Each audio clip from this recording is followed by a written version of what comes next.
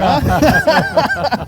All right, are you rolling? Rolling. All right, good. Oh, that's good stuff. So here we are. Here We're we on are the San here. Francisco Bay with Jim Bryan on Venga, Yes. which means come along, Long, yes. and that's exactly what we're doing. Yeah.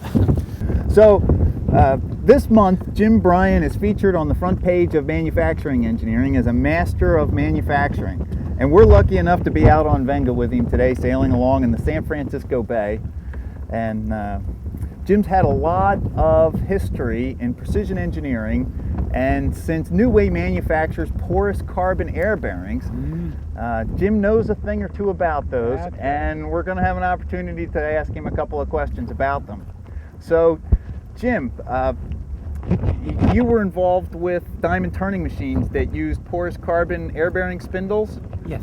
Did you ever have one fail, or was there ever a problem with one? Sure, the air fails and they come to a screeching stop, and you pump a little liquid through there, and off they go again for another 10 or 15 years. All right. And was it sort of an enabling technology to help increase the precision of machine tools? Yes, because it decreased the spindle growth and the ball bearings and roller bearings, tremendous growth of the spindle. So they were originally justified at Oak Ridge Y12 plant for spindle growth, and then incidentally, of course, they give you a much better surface finish.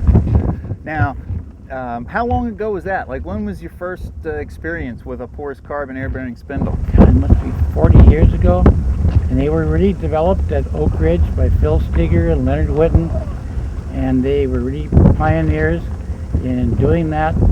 They had backed up by management at Y12, a guy named Jack Case. He understood what they were telling him, and there are hundreds of them, maybe 200 or 300 of those machines, spindles.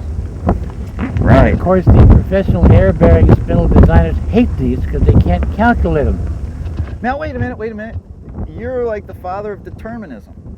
Don't you think that you can make the bearings so that they still are deterministic? Oh, yeah, absolutely. Oh, yeah. The very fact of calculating it is one thing, but to make it deterministic is another thing.